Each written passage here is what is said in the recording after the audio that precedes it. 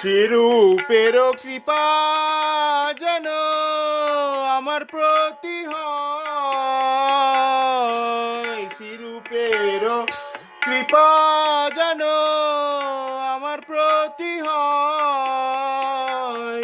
সে পদ আশ্রয় যার সেই মহাশয়,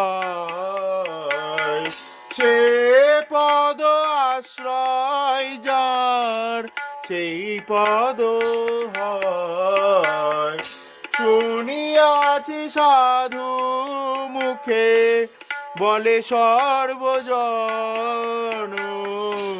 শিরূপ কৃপায় মিলে যুগল চরণ।